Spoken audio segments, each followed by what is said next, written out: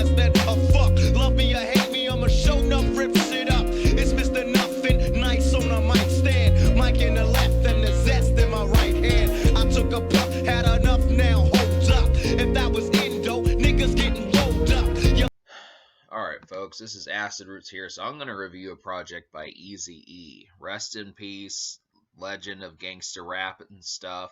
I'm going to review his debut EP. He really only dropped 3 projects in his lifetime besides the NWA albums, and this is 5150 Home for the Sick. So this is a record. I do own like the Dr. Dre Beef one, it's on 187 Killa. I do own that one. I'm gonna get to that one at some point maybe, but I haven't messed with this one before, and I was kind of wondering what it was about. So really, Eazy-E at this time, this was right around the same time.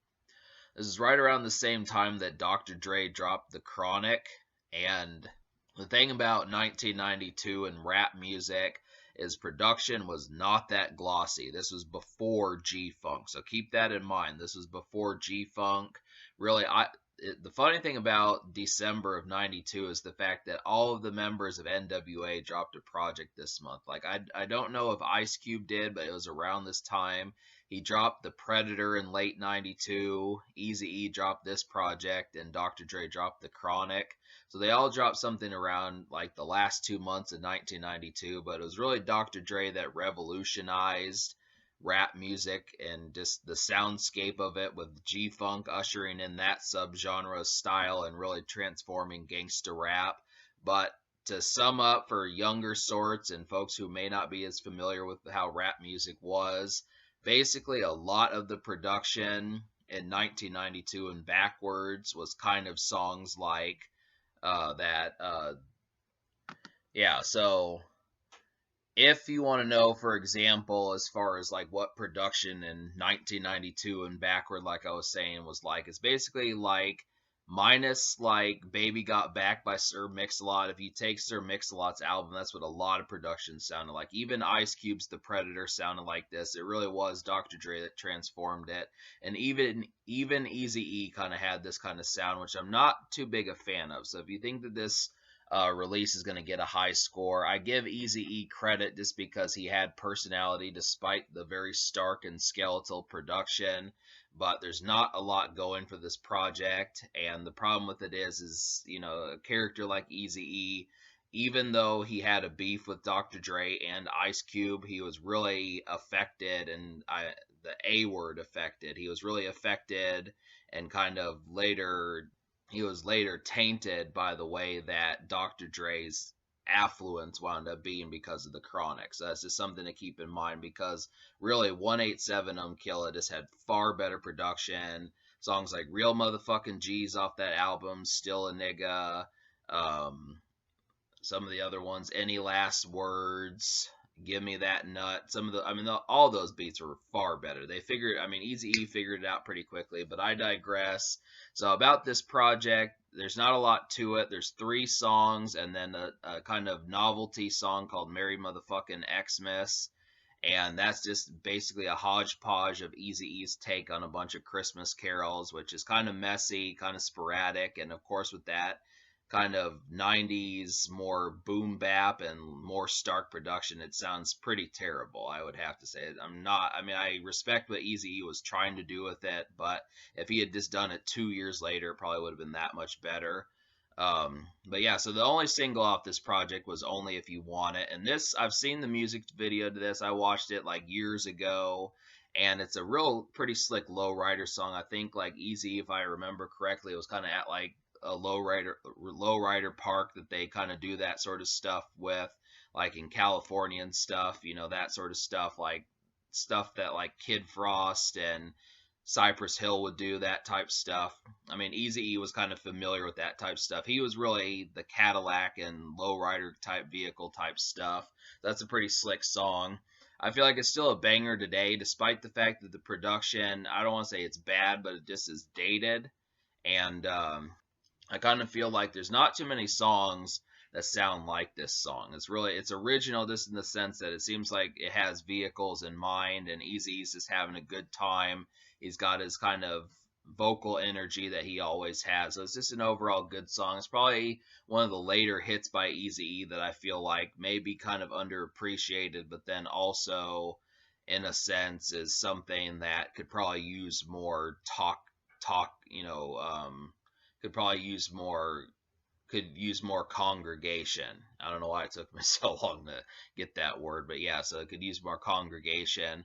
But the other two songs, Neighborhood Sniper, I wasn't really a fan of just because that was too long of a song, and it really was just a very bland and tasteless kind of song to have been as long as it was. And like I said, this is another record that if it had just come out like a year later, it probably would have been more interesting, but had just way too messy, and the type of style that that sort of song was going to have just did not really match like what it needed to.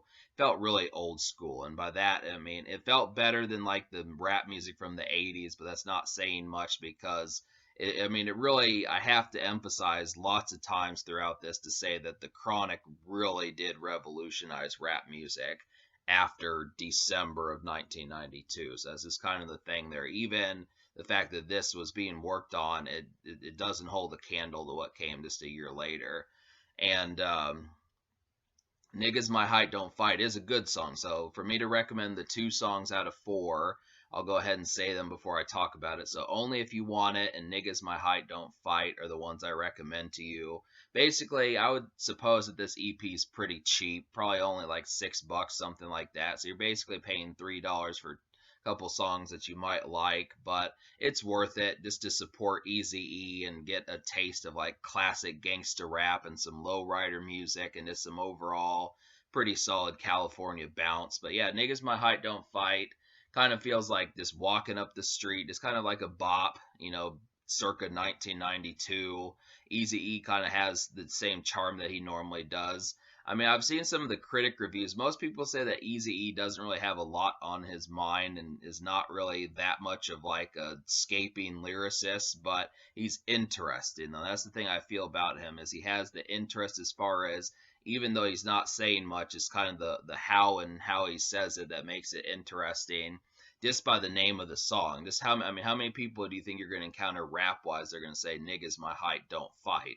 I mean, that's really kind of the concept. I mean, most of the topics that he kind of had on this project, a Christmas song saying that someone he doesn't fight, wanting to snipe, and then having a lowrider song. So, I mean, really, it's just the typical taste of California. It's pretty short lived. I do wish we would have gotten an extra song or two, but I do feel like the critics are kind of right just in the relative sparse kind of subject matter, just because you would think that Eazy-E might have had something to say about like the Rodney King situation. That would have been a good situation for him to have talked about.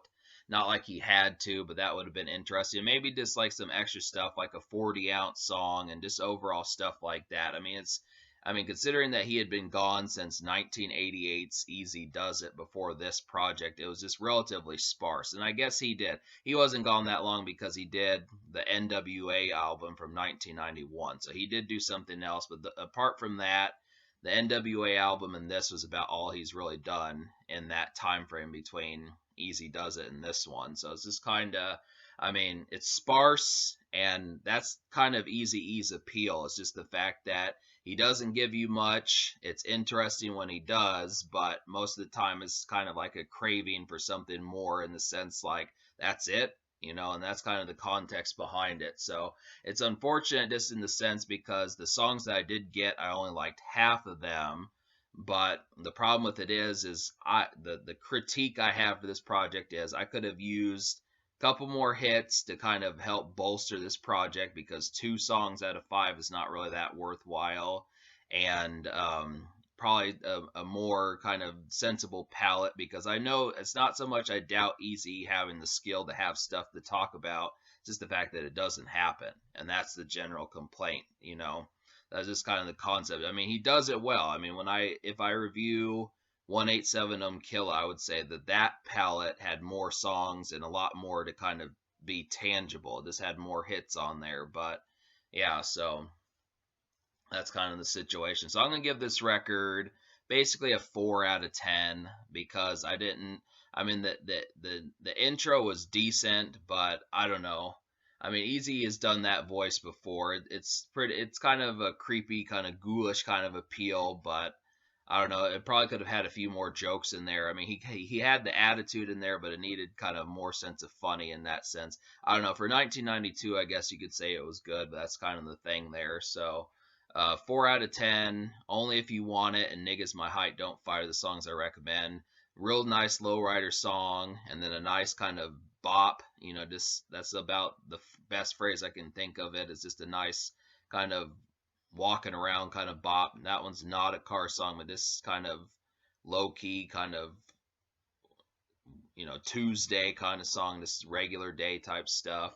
But yeah, so social score I'll give like a 5 out of 10 because only if you want it did get a music video, and I think Neighborhood Sniper did one. There was another music video that happened, but yeah, so yeah, I'm proud. I mean, really, the whole thing about this project, it was just it was so under promoted and probably could have used more emphasis considering that Eazy-E just did not have a lot going on in the first place. It's just such an awkward project. I mean, that's the real thing about it, is it's so awkward because it felt like Eazy-E was really under promoted, and it was just strange because the personality that he had, it was just it makes you curious as to why he didn't pick up on this and try to push something out more effectively. But yeah, so